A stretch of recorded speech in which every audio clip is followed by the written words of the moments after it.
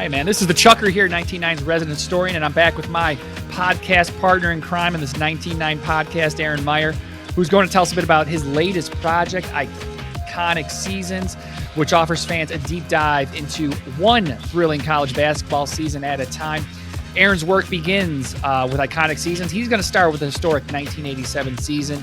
That began with North Carolina atop the preseason polls, witnessed the meteoric rise of a player from the Naval Academy of all places, and ended with Indiana claiming its fifth national title on one of the championship game's most iconic, memorable shots. Aaron, it's cool to be back in the podcast world with you.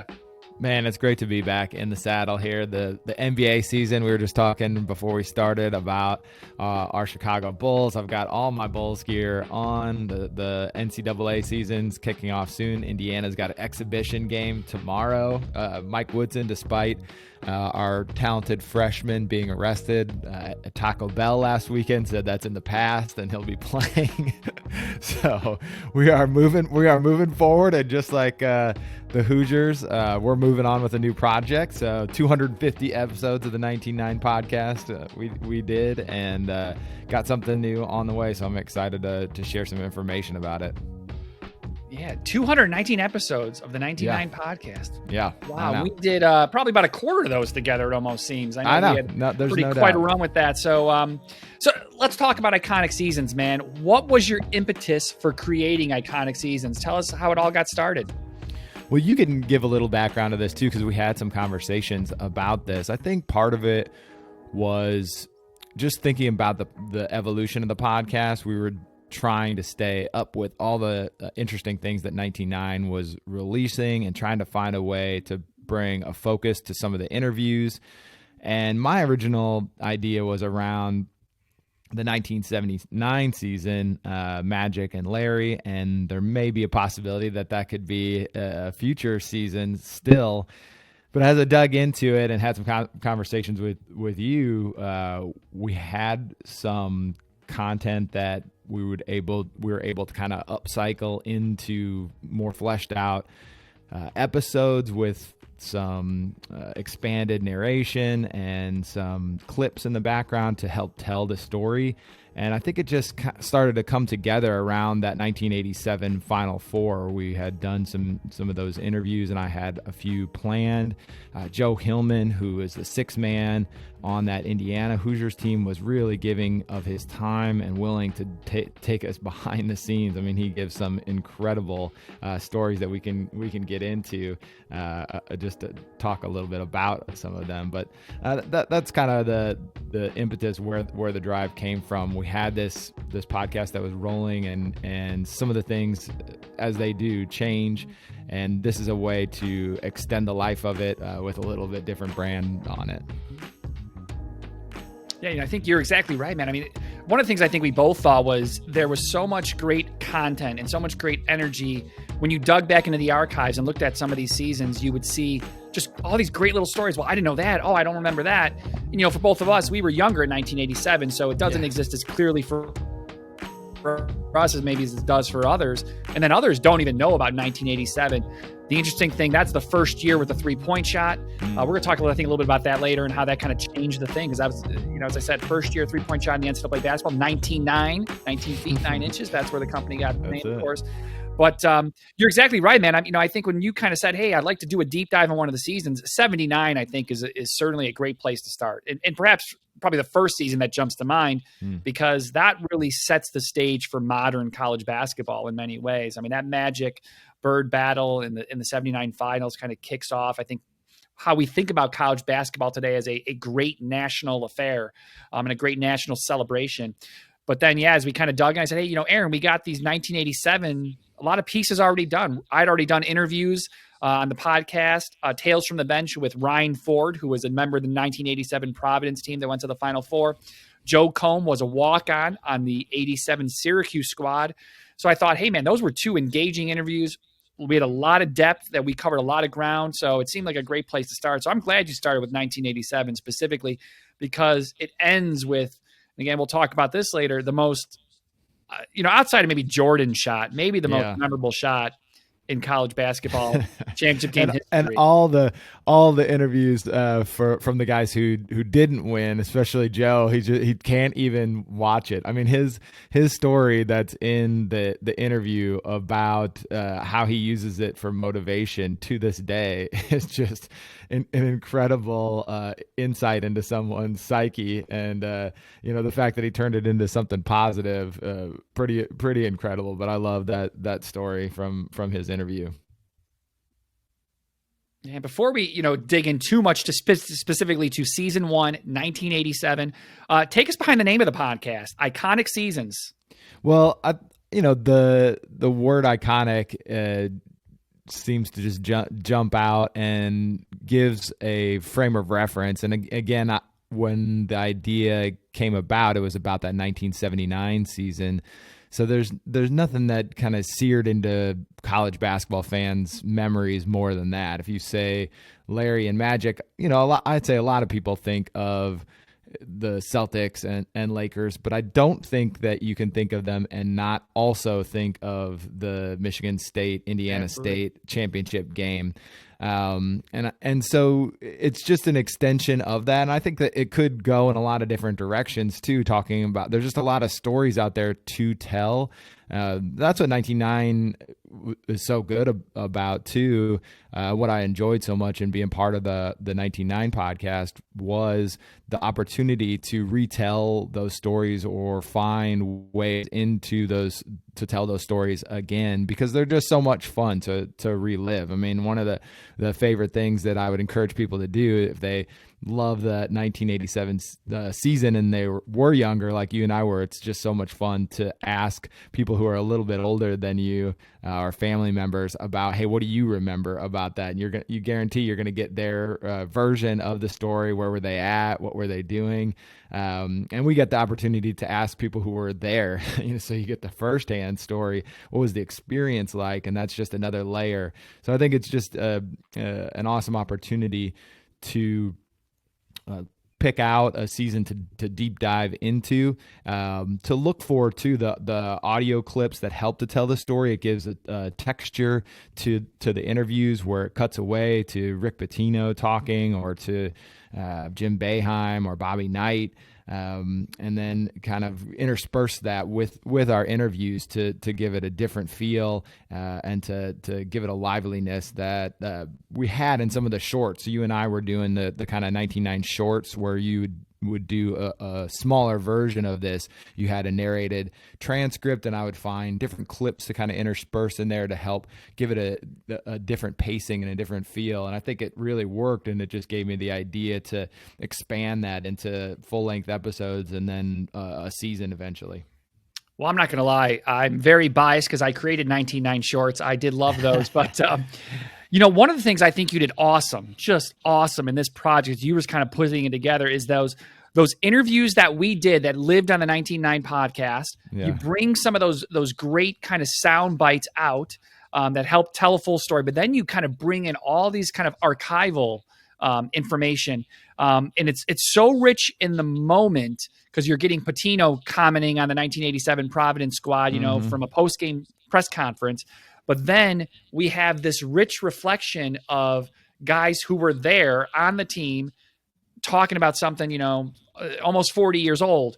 And so we get this rich reflection from the contemporary interviews, this rich kind of raw stuff from the past. And I think that the blend that you put to do and how you kind of splice these together and kind of massage it all together, I think was just freaking awesome, to be honest. It was really cool to kind of get to that. So let's kind of dive a little bit more into that. Give people a general sense of what season 1 of Iconic Seasons 1987, what does it look like? Yeah, well, I got to give you a shout out to start out with. Started out with one of your.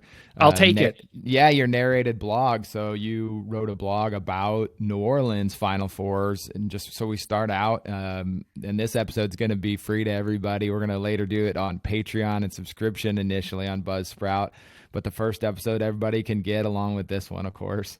But you go through the history of the New Orleans Final Four. So you've got Jordan shot in 82. You've got this season, 87. You've got Kansas. 1992. Yeah, you've got Syracuse. Yeah, the timeout. You've got Syracuse returning to the Superdome to get their championship. So there's just a lot of history to explore there. And then we go into, we wanted to talk about the origin story for this Indiana Hoosiers team. So we take a kind of side trip to the seasons prior to 1987, looking at the big trip where they went overseas to China to play all these games, and to Japan and to Europe, and played Arvydas Sabonis. And then the year before they win the championship, they lose in the first round. Both Syracuse and Indiana are upset in the first round of the NCAA tournament. So looking at how those losses may perhaps propelled the teams and crafted the decisions that the coaches made heading into those games and those situations where they had to make adjustments or take risks that they might not have otherwise taken. And then after that, it goes into kind of a tick-tock where we have those interviews that are with the storytelling of the season. We start off with Providence and Syracuse, and have those interviews and the narrative content, talking about their seasons and kind of celebrating those teams. And then we break down the Syracuse Providence Final Four game. And I used one of my other contributors, Robert Wire, helped me to rewatch these games and talk about kind of rewatchable style, breaking down each of the moments in the games. Then we flip back over to the storytelling episodes where we'll have an interview with Freddie Banks, who is one of the starters for UNLV, and Joe Hillman, sixth man for IU, and do the kind of season storytelling for both IU and UNLV. Then we do the UNLV game recap, the IU UNLV game recap with Robert and I plus Joe Hillman. Then the championship game, same thing. Joe Hillman came back a third time, which was really wonderful of him, and just gives us that behind the scenes look at everything while we're breaking down the game as well. And we wrap up with the final episode just kind of recapping our thoughts on putting it all together and going through it, and my thoughts on putting it all together.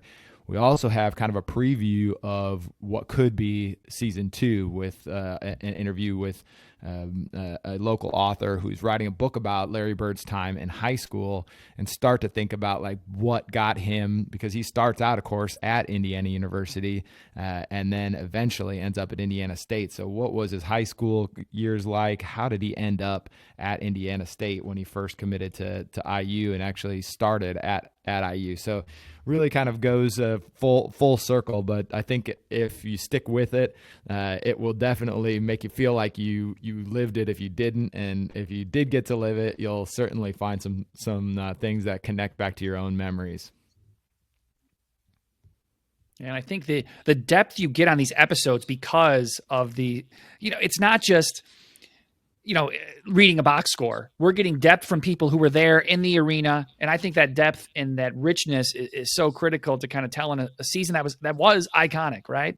Yeah. So Smart's jumper over Syracuse, that is the moment that is ingrained in many fans' minds. When you think of the 87 season, or you hear 1987 NCAA basketball, I think a lot of people are going to go to Smart's baseline jumper over Syracuse for the Hoosiers to win the national title. But what are some of the maybe forgotten gems of 1987 that you're really excited to share with listeners?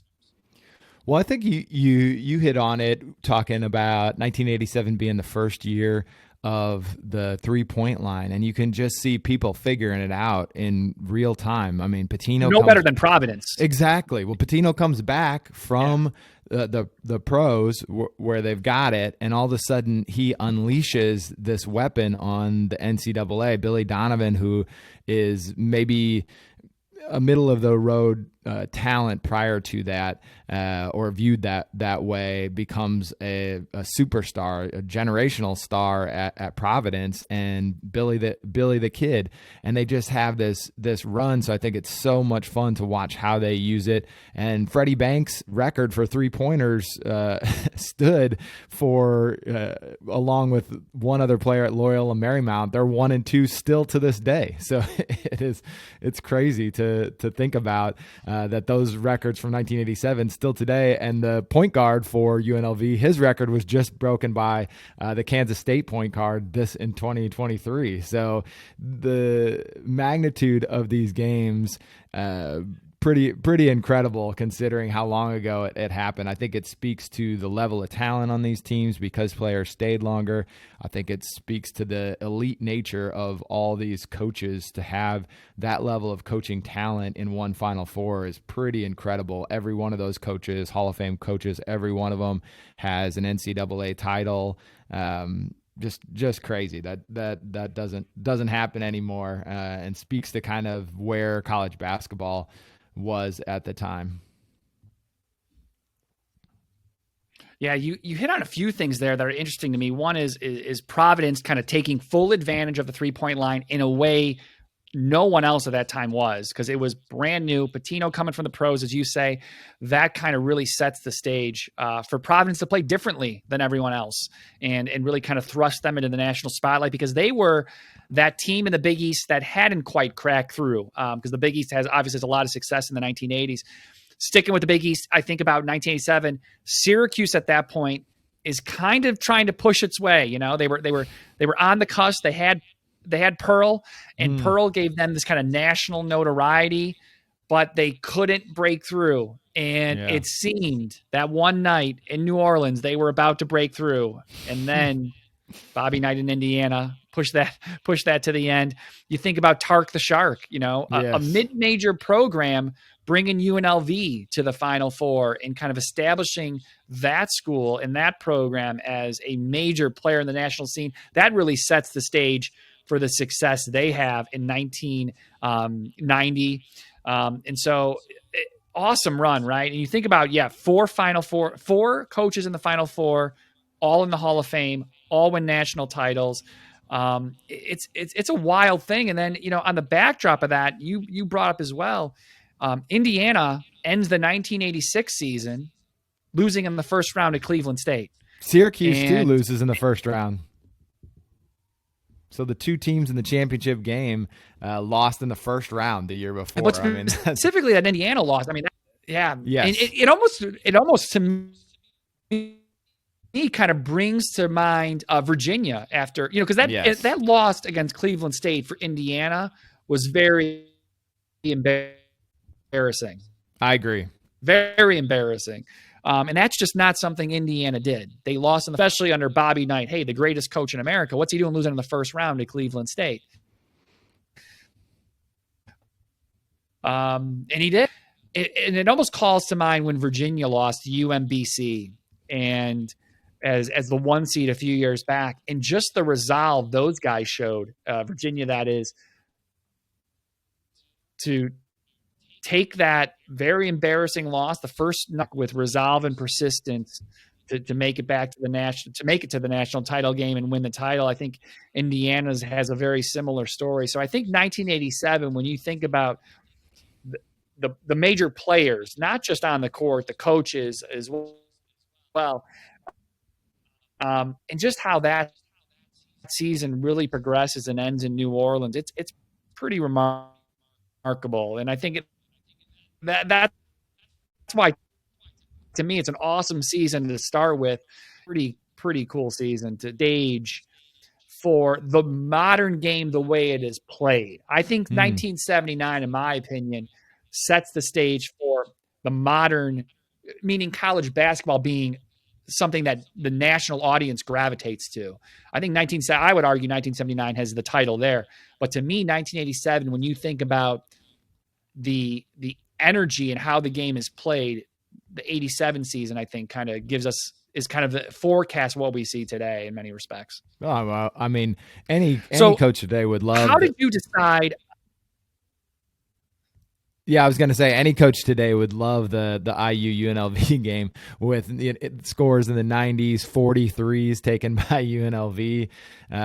Just an absolute incredible game. Rewatching that game, which we'll put links, of course, to all the YouTube so people can rewatch it themselves even prior to the episode. I would recommend people do that because it's just fun to be able to, again, add another layer to really watch the game if you've never seen it. It is, it comes alive with like many games today don't, just because again, at the college basketball level, you don't get that elite level of talent and the camaraderie between the players. Everybody's been there for years. The coaches are stalwarts and locked into their systems. They are kind of atop the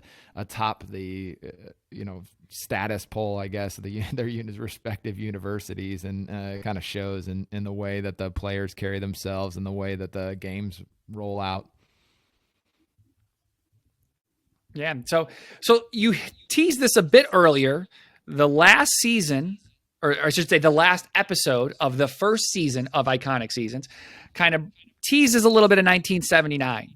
So tell me about the plans you have. I mean, you've only put this first season to bed here of Iconic Season. Tell me about the plans you have moving forward for Iconic Seasons. Yeah, I'd love to, depending on how this season goes, depending on the feedback that we get. So, people enjoy it. Please, subscribe to the season, get on Patreon. They'll be able to read the intros there to see what the episodes are about, and then to get in there and become a patron, and hopefully it leads to a second season. But I would like to be able to kind of fund the second season. We had some initial discussions, I think you and I, about what it would be like, but it just takes more research to do. I'd like to do the entire year and some of the backstory. So what we get into in the last episode is a bit of the backstory about Larry Bird, and I think there's an untold story about him that is so little known outside of my little corner of Indiana, maybe, where they know what Springs Valley is about. They know what Indiana basketball is about, especially in that era. We talk a little bit about what his high school career was like, how that led to who he was as a person. And it was funny to see in the Showtime show, or the HBO show, I don't know if you saw any of that, the Lakers show that was on. They had kind of a Larry Bird portion of that, and they tell a little bit of the story, or a version of that story, in about 2 minutes. But it is incredible to learn about, and Magic Johnson too. I think just where he comes from in Lansing, his family, and the way he carries himself at Michigan State and leads them to that championship. I just think there's a real opportunity to tell the story of that entire season. So I'd like to start a little bit even before how Magic and Larry got to Michigan State and Indiana State, and then talk about how the season progresses throughout the season, and then focus in again eventually on the Final Four. So one of the cool things here is, I think you're teasing the ability of going from 1987, or the possibility, I should say, of going from 1987 back to 1979. And who knows if there's future Iconic Seasons, maybe we're jumping forward to, 1992 or 2010. Maybe we need to do the Bears 1985. I think what's interesting is there are touch points. That's been done, man. It's a cast of characters. But by 10, 15 years, there's connection points with these multiple seasons, whether it be kind of the same characters because players stayed longer. These connection points that even though there may be 8, 10, 12 years in between things, there's these awesome narratives I think you can tell that connect seasons together that allow you to jump forward or backward accordingly with Iconic Season. So I'm really excited for what's to come here, man. Yeah, I hope that the Syracuse people, really promote this, and they'll want us to do Iconic Seasons 2003 with Melo, and give them a different ending to the year. The big breakthrough in Boeheim's redemption, no question. So, you think about this. This is just a connection that comes to mind. One of the most memorable shots in championship game history happens against Syracuse. Yep. Quite arguably the most iconic defensive play in championship game history. Hakeem Warwick blocking that shot in the corner happens with Syracuse. So some cool stuff happens there, and maybe we can tease those Syracuse people if they're not too angry reliving the 1987 season. Maybe we can bring them back to the 2003 season. That's right. That's right. Obviously, the Orange got a great fan base here, so let's hope we can do that. So, well, Aaron, it's always been a fun ride with you, man. I appreciate you being my partner in crime on the 1990 podcast for all these many years, and I'm really psyched that you're doing this new project and really taking, I think, some of the awesome work I think we did. That's patting ourselves on the back, I guess. But, hey, man, we're two college basketball fans. That's right. Who I think knew there was richness in going more in depth to stories and extracting the archives. And I know that's kind of a lot of what I did was the deep research on stuff. And then getting to have conversations with people where we could get more than the box score, or get more than what YouTube might tell us. Even if we could watch the game, as great as that is, well, what was said in the huddle? Because that's not always what we did get, or what was happening in the locker room. And you hear these just awesome stories. So I'm really proud of the work we did at 19.9 Podcast. And like I said, I'm really excited that you venturing out on this new project and giving people a deeper dive into some of these awesome campaigns in college basketball history.